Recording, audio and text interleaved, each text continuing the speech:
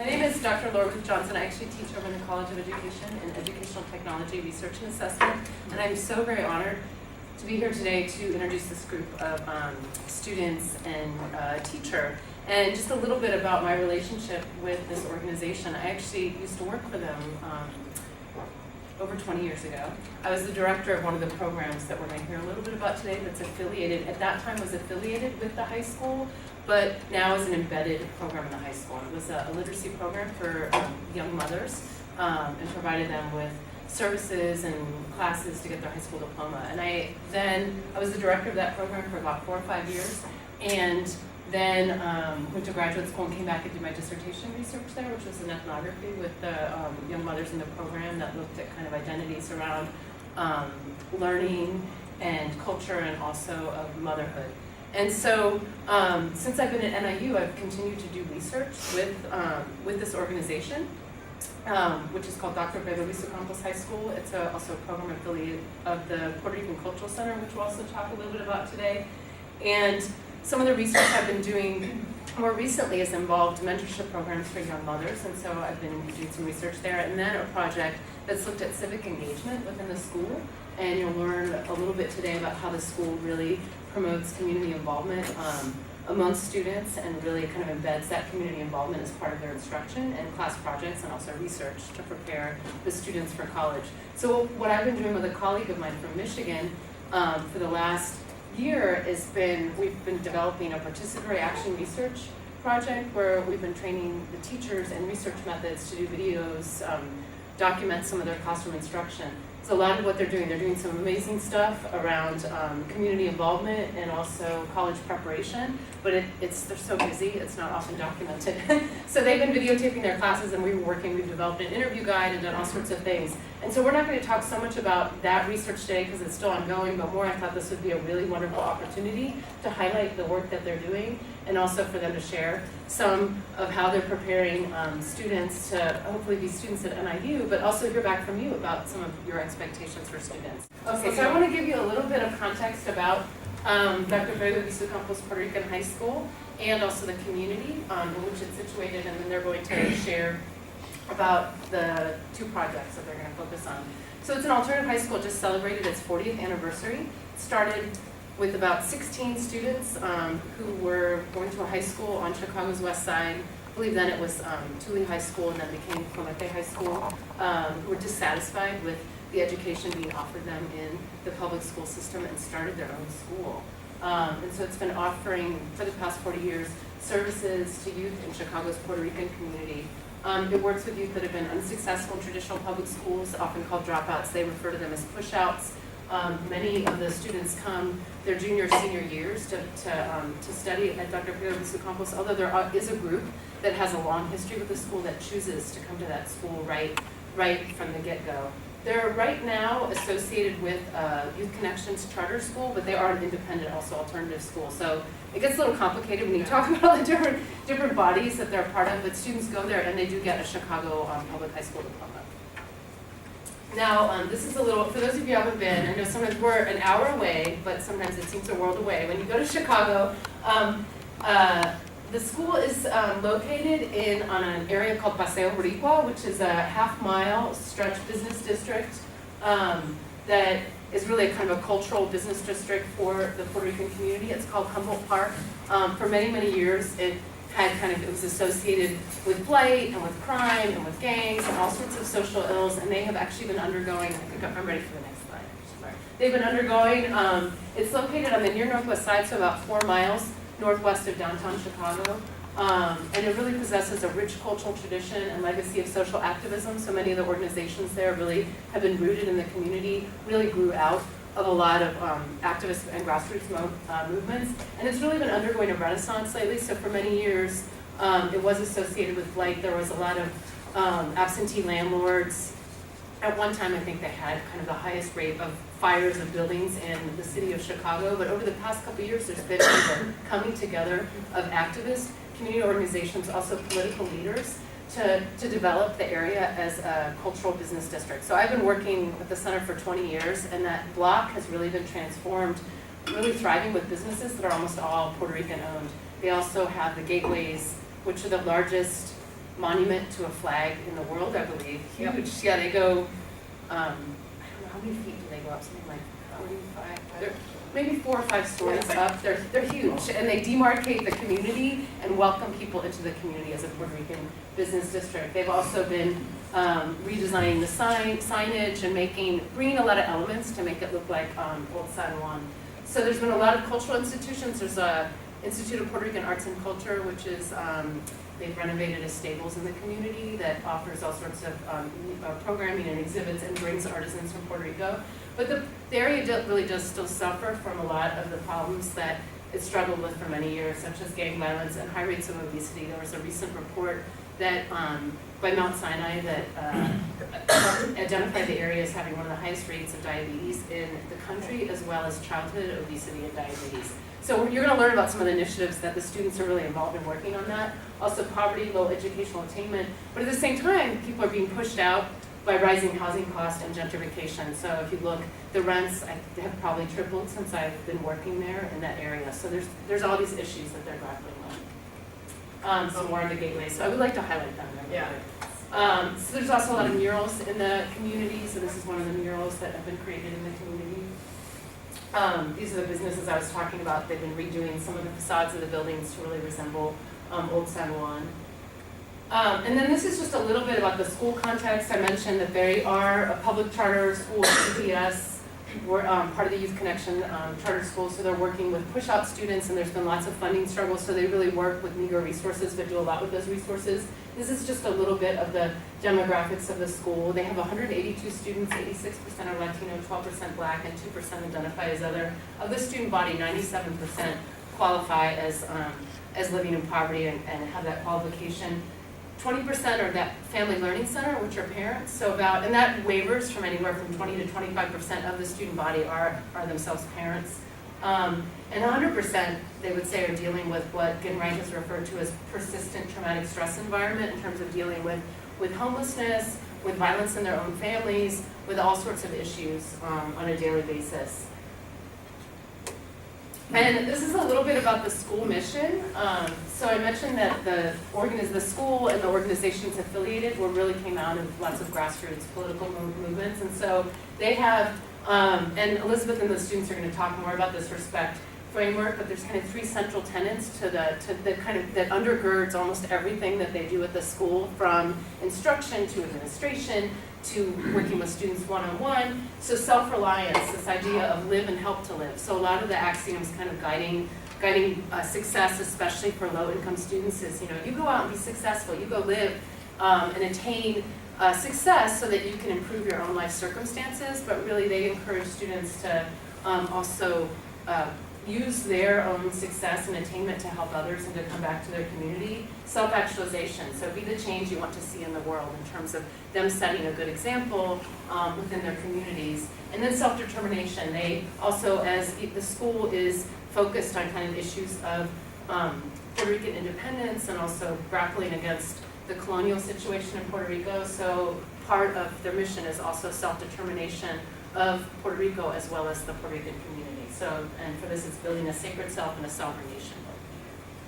And so, I wanted to highlight some of the kind of background of the school, and then give Elizabeth Hoffman, who's a teacher at the school, an opportunity to talk a little bit about how they weave some of these principles into the school of critical pedagogy and social justice education into assessment and also college level research. So she's going to talk about a project that was initiated at the school about 10 years ago. Okay, so thank you for coming. Mm-hmm. Hi, I'm Elizabeth, and I'm the senior portfolio instructor at Dr. Pedro Campos. And the reason why I want to start with this is because a lot of our students come to our school and don't envision the possibility of graduating, or they envision this is their only possibility to graduate with this school because it's been their like 3rd, 4th, 5th chance, and it's about running out at this point for them to actually finish high school. So this is, this is their eye, this is where their eye goes. This is like the prize. And we usually have about 30 students who graduate from our high school. We have a lot of challenges with retention. So we have about 60 seniors that start with us typically in the beginning of the year, and then we have about 30 to 35 that actually graduate from our high school. So in terms of senior portfolio, what this class is it's a college preparation class focused on research, a community project, and students building a portfolio of all of their amazing and great work and showing themselves as individuals and individuals in a community, rather than just saying, hi, I have this ACT score, this is who I am as a student, and that's it. So that potentially colleges, employers, other people in the community get to see who the student is as a whole, rather than just one thing, their test score. So it's sort of a reaction to the standardized testing movement. So it is focused on our respect framework, and I'm going to start with a little bit of a history of senior portfolio. Back in the day, we started it in 2002. There was one teacher who went to a school in Milwaukee to check out their portfolio process, and so he brought back all that information, and we started to build our own senior portfolio at the high school. So it has evolved tremendously since 2002. It used to just be something that the students would do on their own time. It was never a class until the principal asked me 5 years ago if I wanted to design the class and be the teacher for it. And it was the response to standardized testing, and it was a little bit different because we had fewer students. We now have 180 students. We had much less back in the day, and there were also fewer elements. So as the portfolio has evolved, we've added more items to it to help the students prepare a little bit more for college and career preparation, and also think about who they are as an individual. So I had this up last year. This is the respect framework, and all of these are the elements that go into the portfolio, and they are all based around each of the letters. They signify an example of the student performing one of those letters, right? So R is for responsibility, E for ethics, S for sense of self, P for identifying with the Puerto Rican reality. We don't have all Puerto Rican students, but we can make connections between everyone's reality with the Puerto Rican struggle.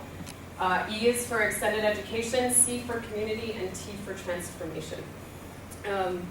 So all of the students get the opportunity. We did this last year where we were adding all these items to a binder. And this year we've actually transitioned into an e-portfolio, which I'm going to show you. And I've been wanting to do for many years. But throughout the process of building this class for the last 5 years, I've been grappling with what should really be in here, what do students have to say about it, what do they want in their portfolios. So we've been really building it, and I think now is the time where we were able to transition into the e-portfolio. So just to show you a few things, in the portfolio, I mean, there's a ton of stuff. But one of the things is that the students make a 5-year plan, and a realistic 5-year plan. Like, it's not like I'm gonna get married and have like 5 babies and, get a Mercedes-Benz next year. So we really talk about like, what does this mean to have goals? And some students really grapple with that too. They're like, well, I don't know if I'm gonna live tomorrow. So why should I start setting goals for myself? I mean, what's the purpose? So these are the conversations that we have. And a lot of them, like this is part of a 5-year plan. And you'll see a lot of the students really come out with, these are my responsibilities as a young person. I have a lot of responsibilities to my family. And what we've noticed a lot in the 5-year plans is that the students do want to come back and give to their community. They still want to participate in our community. They eventually, after they go to school, want to bring their resources back to us. And after they do their 5-year plan, they design it, they figure it out, then they do a visual collage of it so that they have something that they can see on a regular basis, that they can look at throughout their, for a few months for their high school years, and just remember what their goals are, what their potential is. Okay. We also do, in terms of really understanding yourself, we do a family genogram where the students get to see where they come from. right? It's often really important, and they get a better sense of themselves. They also do an identity brochure. We talk about what culture means, what does ethnicity mean, who do I identify with, why does that happen, so that before they leave, they don't just have academic skills, but they have these interpersonal skills. They understand themselves a little bit more. So, this is just a picture of how crazy portfolio gets sometimes too. There's that crunch through. So we've transitioned this year to the e-portfolio. Another colleague and I designed the e-portfolio together over the summer. We got some student feedback to see what they would want.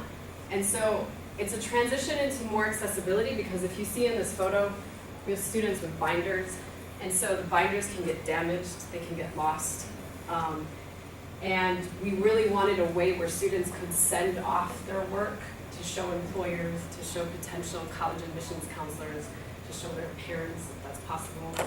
And also part of the portfolio is that at the end of the year, the students get evaluated as a graduation benchmark by community members, college professors, professionals, alumni of our school.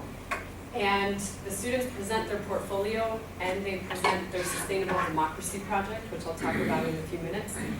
And they get evaluated to see if, yes, I am ready to graduate, or no, I have not done the work that I need to do. So maybe we have to take a step back and look at how I can improve. And I'll present again. So this is like the build-up of their senior year. Students, get really excited and stressed out and scared about this final presentation. So I'm just going to show you a little bit about the e-portfolio. Looks like this. So we basically translated the binder into a website that the students can use. So the first page is where they get to talk about themselves, right? So this is where they would put their 5-year plan collage and their 5-year plan. They have their little blurbs where they can talk about their college tours, the things that they're doing for career and college preparation. They get to have, a professional image of themselves and talk about who they are. And this can be viewed by the panelists who evaluate them at the end of the year, so that the panelists can at any point in time see what the student is doing with their portfolio and support them also. This is also great for our staff, because at our school we want the staff to help the students along the way as well, and they have more access to see, okay, this student needs support with maybe their personal statement. I'm going to check what their personal statement looks like on their e-portfolio and give them feedback. So I'll just show you one of the pages. So students have to apply to 6 colleges, 1 out-of-state college, 1 Reed school, 1 community college, and then 3 of their choice at our school. So on each student's portfolio, they get the same one. It's a template. We have examples of what that looks like for them. And then there's helpful videos to instruct them on, hey, these are some ways to apply to colleges, or here's some things to think about when you're applying to schools. And then at the very bottom, this is where they upload all of their material for the college applications. We also designed the website help page so that if students and staff have questions, it's all right here for them. And we also have the calendar of events that shows what the students are going to be doing on a weekly basis. They do meet up with mentors from different organizations for their sustainable democracy projects. So simultaneously, the students are also working on their sustainable democracy project. So this project really came about through our kind of grappling with what to do with the students to have a community project. So it's been through many different stages, and I think finally we have the right thing. It's based off of problem-based learning, and which is similar to project-based learning. Really, it's student-centric, inquiry-based. And so what happens is we get 4 different organizations from the community. There is one outside of the community, the Great Cities Institute, which is connected to UIC. And we have the organization come in and present a problem to the students that they want the students to solve. So the students have 1 semester to solve this problem. And the organizations come in with a letter. I have some examples up there, and the students get to decide what organization they want to work with. So this year we have these 4 organizations. So some of the problems are, like with our Vida Sida organization, that's our HIV/AIDS clinic. And so the mentors from that organization came to the students and said, look, we have all this accessibility, we have testing, but we hardly see any high school students come in. How can we create a campaign to get students to get tested for HIV? And specifically our high school, specifically our community students, right? And so the students have to decide how they're gonna do that. And with Westtown Bikes, that's our local bike store that's community-based, and they're really wanting the students to figure out how can we get youth involved in biking. And so they're thinking about creating a bike library where any student can check out a bike and use it. So there's some really great things happening, and through this process, the students also learn extensive academic research. So they're learning how to do research papers, what that all entails to prepare them for college, hopefully. And also they do field research, surveys, interviews. So they're really learning the basics of how to do that, and including how to write, always. They also get to build mentor relationships with the organization. So we're having adults build relationships with young people. We also have a former student who's one of the mentors. So they're kind of in the same age group, and that's also supportive. And the students present a final presentation at the end when they're presenting their e-portfolio of the Sustainable Democracy Project. And they get to, during this presentation, really share all of their knowledge so that indeed other people in the community can see that our students are very diverse and they have so many skill sets that if you just look at the student, you wouldn't know, right? And from the scores that they get on ACTs, you wouldn't know that either. And this is a way to show that the student is more holistic than that. So I'm going to show you an example of, a really brief example of the student presentation, what that looks like at the end of their senior year. And then the panelists give feedback to the students. And the panelists, decide how they're going to grade that student. So I'll show you an example of panelist feedback as well. Yes. According to a poll that was done in 2010, 87% of Hispanics said that they value higher education, which means it's important for them to have a post-secondary education. But only 13% actually have a college degree. So the difference between these numbers made me question, what is happening that these numbers of people that want a college degree are so high, but the people that are actually earning a college degree are so low.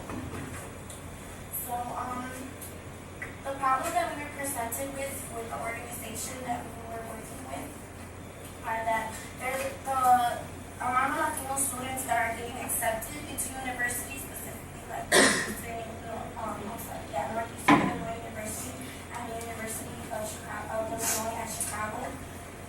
There are more people that are being enrolled, but at the same time, there's a higher number that are not consistent with staying in and completing a high school diploma. A college degree. So the challenge presented to the researchers were to create a list of recommendations to help Youth Leadership Initiative, which is the organization that we're working with. I'm going to talk a little bit about later on in the slides. And there's already a lot of programs out there that are designed to help students, with academically supporting them. But still, with these programs in place, there's still a high dropout and retention rate among Latino students. And then this is after a student presented, and this is the panelists giving them feedback on how they did with the presentation. So the students present for the last round. Yay! Edgar, can I ask you something? Just to get very briefly your own appraisal of how you did, particularly what you wish you could have done better. If I had probably practiced 7 times more, then I'd be able to do better. But other than that, yes, I think I would have done better. Well, I think you very the amount of practice that you gave it showed. You were it was a very professional and polished presentation. Congratulations. Yeah, you did great. Yeah, you passed. You did very, very well. I was beyond impressed with your presentation. You definitely gave us a wealth of knowledge, and for the work that you guys did in the research to ultimately be put into place in the greenhouse now, you should be very, very proud of that. I was beyond impressed and definitely want to say good job. We get it. Really, your content alone was great. Listening to it. It's very interesting as you were speaking. I think it's really good. Continue your research. Actually, all of us wanted to fail you so you could come back. But it didn't work out. Something Alejandro would have done. Yes. I was also inspired by your personal statement and perseverance in your education and how you want to give back to your family. Just still overwhelmed. Right, all right, good. So now you're relieved, but it's over. Well, congratulations.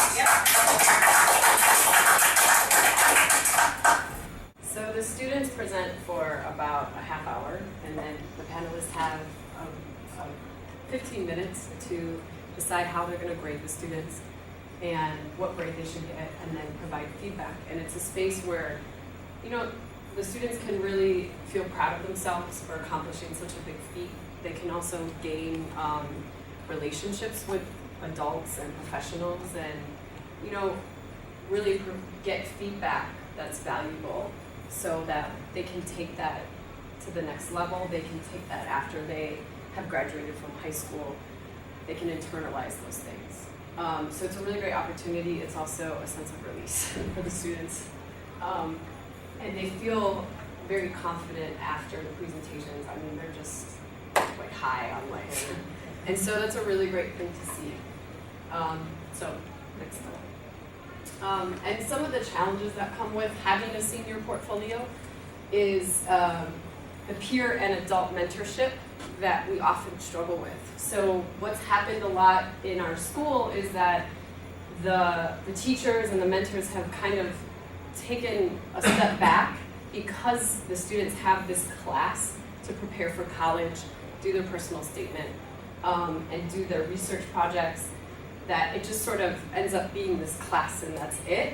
So it's difficult to also build communication between all of us and, you know, really hone in on the students and support them in a way that works. And also, it's been difficult to get peer mentorship with the students. I've tried to have alumni come back, but they have busy schedules, and, you know, life gets rough and it's not always consistent. So that's definitely a huge challenge. Could I just ask something real quick? Yeah. How do you know there's a problem? So where's your, Because I look at it as a challenge. how do you know there's how do you know there's something that needs to be changed at that first point? Well, I think it stems from the fact that first of all, with the interaction between the students and the teachers and the mentors, I see it. There's this kind of negative connotation that's happened, like, oh, portfolio, oh, it's so much work. And, you know, we've had some teachers say, yeah, it's too much work. And when the teachers don't really know what's happening in the class. So there's been a disconnect between what the students actually need to do in portfolio and why they're doing it with the teachers and some of the mentors. So they don't always know what's going on. And then in terms of peer mentorship, I've had some alumni come and support some of the students, and what I see from that is really beneficial. And then when that doesn't happen and the student stops coming and supporting that student, I see the disappointment in our current student, and I see how they kind of start falling off track. So this is from my perspective, right? So This is a little bit of a follow-up question, and I've been teaching at NIU since '96, and over the years I've become increasingly dissatisfied with just the whole model of educating students. Sure. That perseverates. Yes. It's the mastery of a little bit of content, dump it out, then move on with your life, way that we do things. And what I find compelling about this is it sort of throws that out, which I've in baby steps have tried to do it, but I'm still doing it the normal way. Yeah. But one of the challenges I think is related is when you design a class around the way we've been doing it for decades. People know their roles. Yeah. The outcome of playing those roles may not be great, but they know the rules. I wonder, is part of the challenge here of having people know what's their sense of agency? What are they supposed to do? How are they being evaluated? I mean, it's this. You're fostering all this critical thinking, problem-solving skills that are ultimately what, to my thinking, is what leads to success in life. But when you're in that context, knowing what you're supposed to do is for anybody. It's a real challenge. It is, and that's something that I think needs to continue to happen and grow with. I don't know the answers. But that's where our communication, I think, in our school needs to be a little bit better. And that's what I was hoping the e-portfolio would do, so that everybody could see the expectations. And we also don't have specific roles for each teacher. Like, you get 5 students and you're going to support them through the portfolio process, something like that.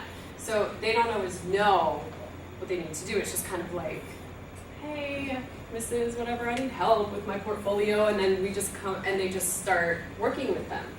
So there's no clear-cut agenda, or there's no clear-cut expectations. So I guess that's sort of what I was sort of following up again, is how do you know? So I guess I'm wondering if you have surveys at the end or something, that the peers aren't doing it as needed, like peer-to-peer, not like people that have already left and come back, but peer-to-peer, and the student going to a teacher because they know that this one thing the teacher's good at, sort of self-motivated. So I guess that's what my question was. Yeah, I mean, we haven't done many surveys about that. It's really from in staff meetings, I get a lot of feedback about it, and so I'm making these connections to. So I see a lot of negativity happening and a lot of miscommunication or not understanding what's going on. And so for me, that makes me think, so what am I doing that's not getting communicated to everybody? What am I doing that's, Sorry, but is that a little of that sort of necessary? Or oh, absolutely. Yeah. Okay. Sorry. And I think also just speaking, because I'm actually one of the research mentors this year, and so I think some of what Elizabeth is talking about is so that she's not responsible for running all of the projects. How do you also bring in these individuals who are maybe working outside and have the communication, so that we're kind of saying, okay, we're going to mentor you in this research. Right. But sometimes I'm like, well, is in the 3 weeks interim, she's working with them on these other things. So I think a lot of that is also the coordination. And when you're having people come from the outside, how do you build up that communication? So she does have us good on a schedule where we come in every 3 weeks, but that's a lot to manage, and she was kind of doing all of that. So she's trying to kind of say, I want people to come in and serve that mentorship role, so it's not all me. Yeah. And we want more than 2 people to mentor the student. I mean, I'd love to have 20 people with the students, giving them all different kinds of mentorship. Because it takes, our philosophy is that it takes a community to build our students. It takes a community to raise our students. That's what we believe in. And so that's one of the major things that I'm seeing that's not quite there, right? And so how do we do that together? And so along with, I'm gonna go a little bit quicker because I want the students to talk about their experience too. So accessibility to technology, parent involvement is always a challenge. We do too much, which is what we hear a lot. So a lot of the students are like, man, portfolio, this is so much work. Why do I have to do this? And so I've also seen a lot of, like, this year not so much, and I don't know why this happens, but last year there was a lot of negativity attached to the portfolio in the class because it was challenging, because there's a lot of work. And then at the end, they're all like, oh, it wasn't that bad. So, you know, I'm trying to figure out, like, how these perceptions get across our school, and we're a small school. So, and then also, this is only a class for the seniors. So, a lot of the times, I'm thinking, like, well, what's happening with our juniors? Why can't they prepare, right? Why is it just a senior portfolio? And what about sophomores? I mean, we should be starting them right away, thinking about these things. So, trying to get, like, a college culture going and thinking about what you want to do after high school. I'd like to have Graciela talk about her experience. She's going to graduate in January, and so I've had her in class for 3 quarters now. And then Jason is just starting in my class, and he's going to graduate in June. So I'll have Graciela start, and then Jason can talk about your experience. Go ahead. My teacher Elizabeth said, my name is Graciela, and I'll be graduating in January. I've been with her since last year. I heard a lot of people telling me that portfolio was going to be hard, especially my sister, because she was there, but she said it was hard for her because she kind of didn't understand. And we're so different. She had a different way to learn, and I had a different way to learn. So she told me for me, it might not be as hard as it was for her. But for me, when I got to portfolio, I wasn't really, I was like, well, this is not hard, the things that people were telling me. And when I actually told Elizabeth, because we have a journal that we get to write, like the things that she asks us to write about, or free journal. And I told her, your class is actually not that hard that I thought. And then she told me, she's like, well, you just gotta do your work, and it was actually just doing the work. But for me, it's not as the hardest classes I had.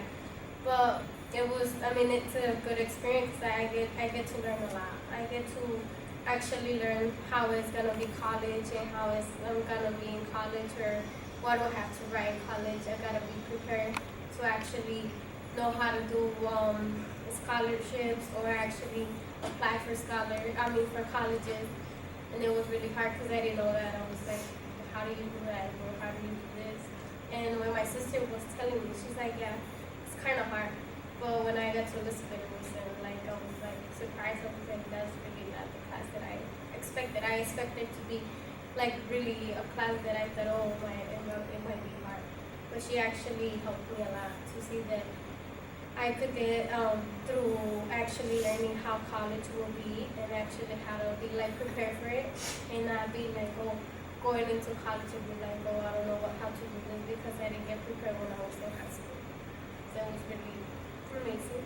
And especially it's hard for me because I got a baby, and it's just like, I have to do that. And I hear a lot of people complain, no, that it's hard for me. I'm like, it's harder for me because I have a daughter, and it's harder for you because you don't have kids.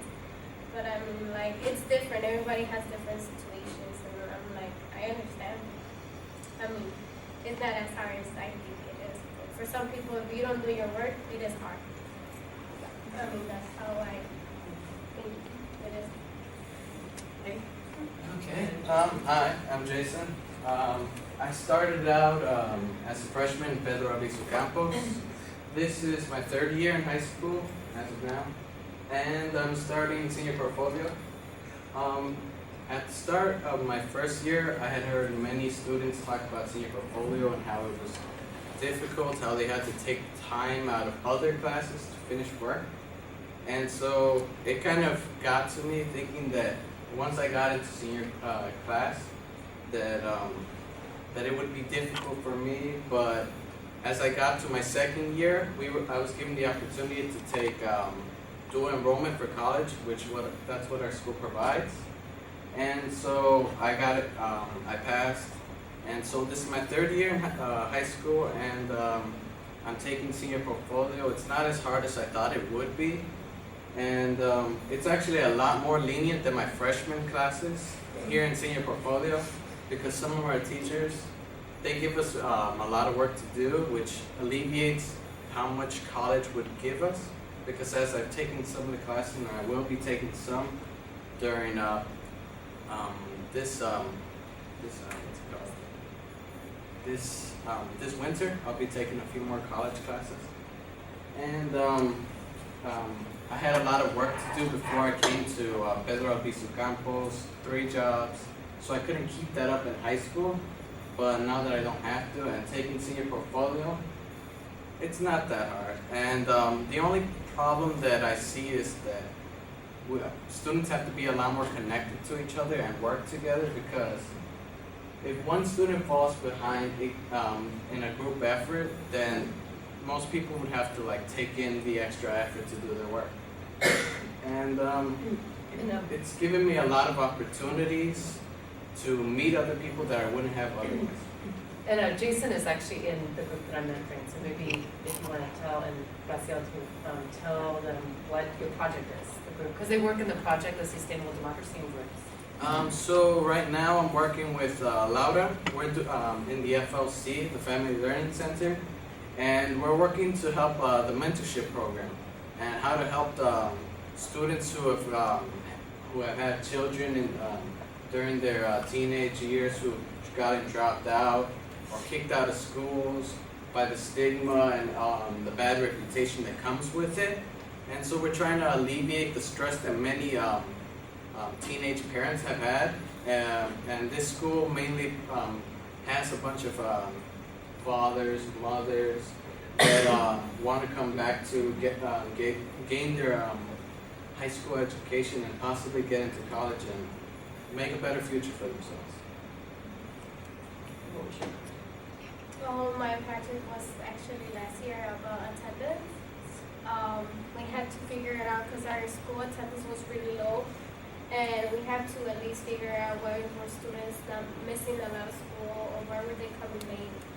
And I did a program that we called WTF. It was actually Wednesday, Thursday, and Friday.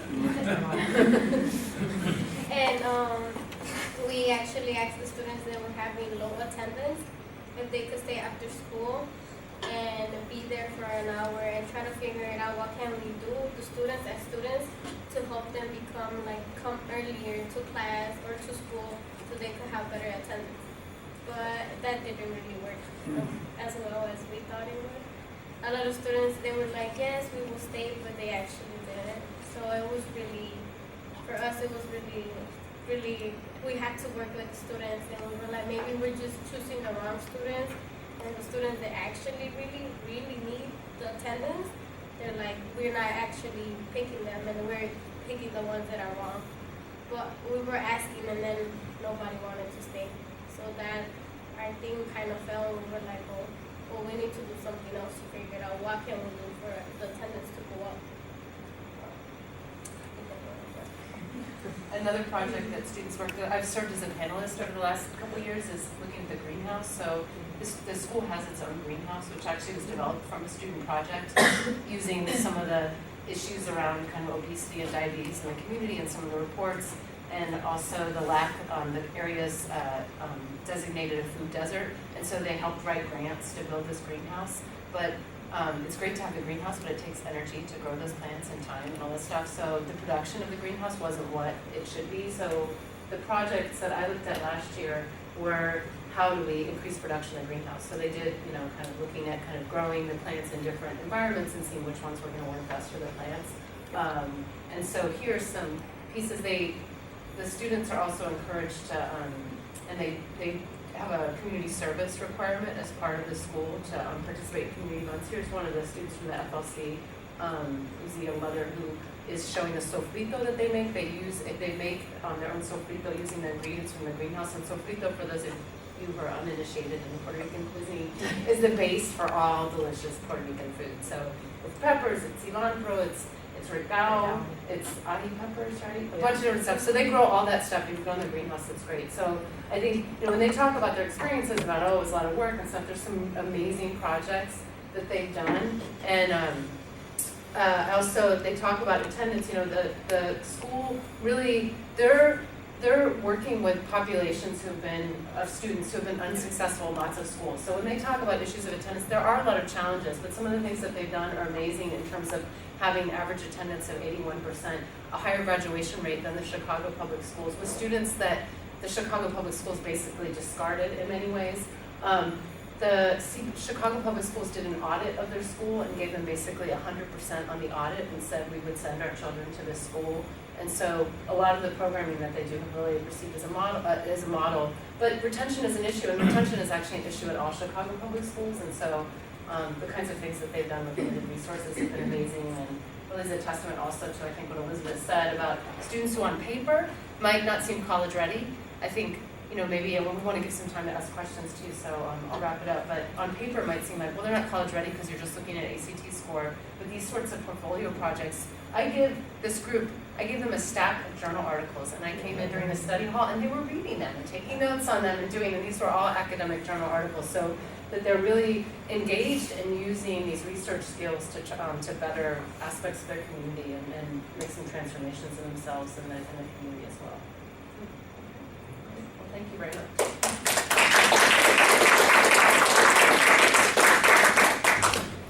So I'm curious, what do you guys think are some of the most sort of powerful aspects of this program that are that lead to your own personal success? A personal question. What are the sort of aspects of and you might even talk about it in terms of the respect framework.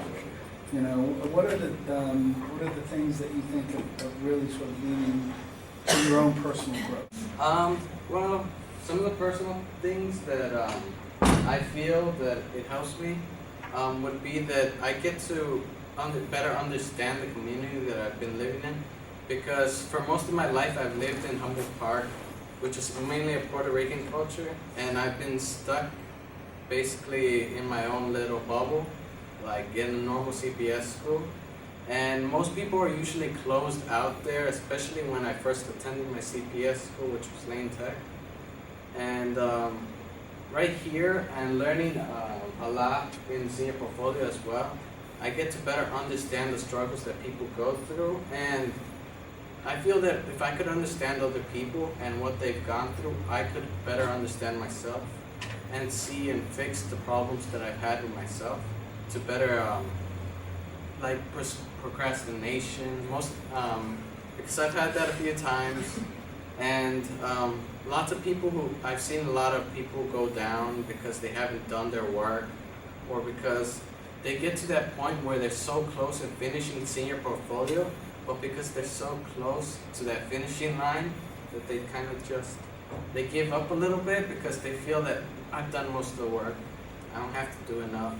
I don't have to get over there because the teachers will just push me ahead. And I feel that with this and all the work that's being pushed on me, it'll give me the drive to better push myself to do something. Well, for me too, I've been here already for Campos for 3 years. So it gave me first, I was in CPS school.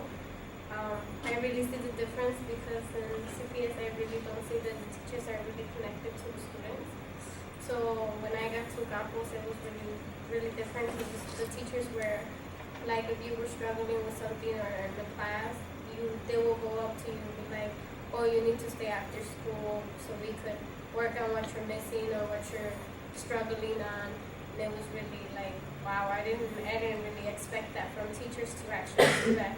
Or actually take their own time for you to stay there and be like, oh, you need to work on this and you need to do this. And they push you more and more so you could go farther than what you think you can. So it's actually, I'm really impressed because a lot of teachers give you more time than any other teachers will give you. And that was like really surprising to the other students. I see a lot of students that really don't take advantage of that. And for me, I'm like, oh my God, you have the opportunity for the teachers to help you, but you don't take that. And you're always complaining about how much you have to do and how much this and blah, blah. And then I'll be like, the teacher's right there and she wants to give you the help that you need, but you're not taking it. And it's just the fact that this school actually helps you and actually showing you what you're gonna do in the future and then you're not taking advantage of that. It's just a waste of your time, a waste of the teacher's time. But for me, it's actually helpful for the teachers to actually do that. You know, I'll just make one comment. It's kind of interesting. Last week we read this. I'm sorry I forget the name of this report, but it was this really great, the Harper report. Yes, we presented it on. It was profiling successful Latino and African American students who succeeded in college in New York City. And one of the things, and they just asked these people to talk about their experiences. And you had two things that people brought up. You had the students that felt cheated because their teachers did not expect that excellence out of them. And they're like, nobody, I knew that they didn't expect excellence from me, and I didn't like that. And then you had the other people that had the people that expected excellence from them. And they talk about the profound sort of impact that had because somebody believed that they could reach, they could do something amazing. And they strove for that. And I found that in my own teaching. When you expect excellence, you get it. I've experienced that myself as well, because many of the students that come into Albizu Campos from CPS schools, I see that they've already lost hope for themselves, because since many of them talk about, like, if a female has gotten pregnant and comes to Albizu Campos, she talks about how the school is giving up on them. They haven't given her any work, even if she comes to school specifically just to get the work, even while she's in maternity leave. They usually give up hope, but once they come to Albizu Campos, because of the teachers, most of the high-ranking, the ones who get A's, are usually the mothers, because they have something to lose, because they have to take care of somebody, a human being. For the males, it's usually the gang violence too, and that becomes a real problem in CPS schools, because they're even in this own school, but it's not as much of a problem because we've solved a lot of problems between that. We've gotten our own big unity talks. That's what we get in this school, where we talk to each other every Wednesday, the whole school. And starting out, when a student comes in, they usually lose all hope, but hopefully for a lot of students, they usually get that hope back, and they believe that they could actually do something. They actually don't want to leave the school. I'm very interested in the high school college transition. I direct the first year writing program here at NIU, and we're doing equal. So the question I have is when you're talking about the fact that the portfolio is just one class and that the rest of the school sometimes is not on board with it. I mean, can you imagine that you have 180 some students? NIU has, well, it's down, but it's over 20,000. Right. So, and a lot of them start their portfolio with first year comp. We're trying to, with Gen Ed, to do an e-portfolio that would actually bring together, would help students collect, select, reflect, then connect, which I think is what you're doing very well, connecting to the outside community, seeing connections between your classes, and then project, which you're also doing very well, which is seeing your way into college careers. But to coordinate that effort is massive, and we need help. So we need to be talking to each other. That sounds good. Yeah. We use Google Sites too, so you Yeah. guys will be already to go. Yeah. We use Google Sites. So. Yeah. And it's also, I want to connect with other people because we're actually the only school in YCCS who does well, not the only school, but we're the only one who does such an extensive portfolio, and we are the first school to do the e-portfolio. And in like 2 years, I think they're going to require all of the Youth Connection charter schools, that's YCCS, I'm so used to acronyms. They're going to require them to do portfolios at some level. And so oftentimes I feel like I don't know if I'm doing this right or what is right and what works for us. And so that's why I want more feedback, I want more input from our community. Longitudinal, sounds right. I mean, you're at one stage, you're at the senior year of high school. Yeah. We're at the first year of a college career, and we're both struggling to do Exactly. the longitudinal piece. You Right. want to extend it out to the freshman year, we want to extend it out to the senior year so that you'll be measured on your gen ed's general education skills through an e-portfolio.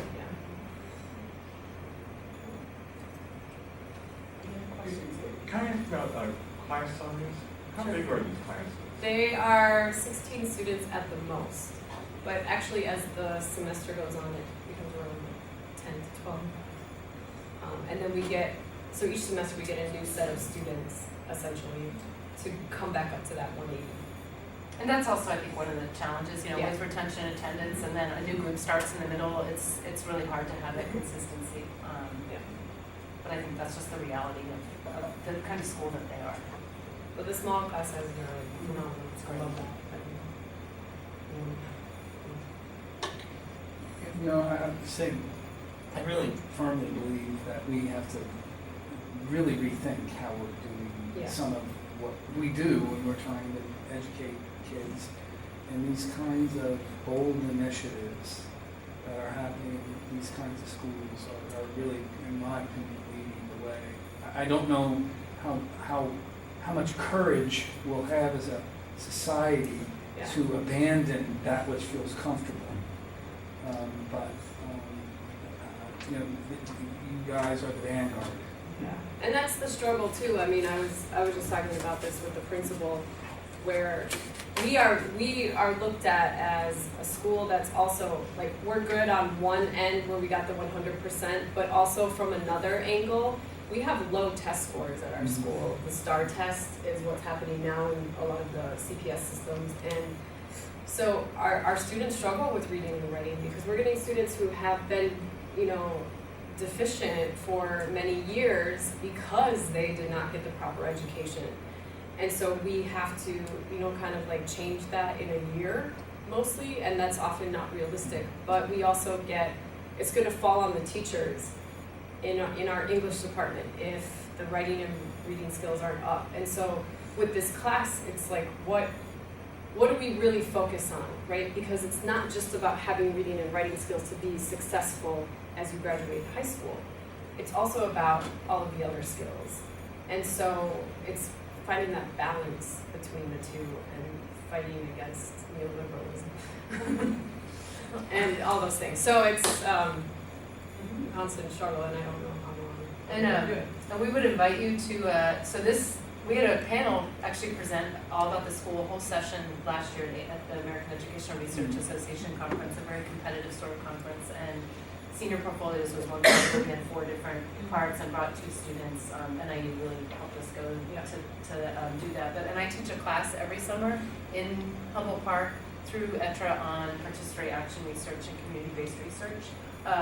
But we would love to have people come out to the school and look at what they're doing and find ways to kind of, I think I call it kind of cross-training, you know? So, because there's a lot that I've learned about education best practice, you know, critical pedagogy from what they do, but then there's a lot of things that they might need support with in terms of how to kind of support college level writing skills and things like that, some training, because they usually just have one teacher is the English department, one teacher. Well, we have 4 now. Oh, wow. Yeah. Maybe one or 2 math teachers, but very small, so they could use some of that too. So, you know, that would also be welcome, and we could talk about that too for anyone who's interested. But thank you very much. Thank you. Yeah.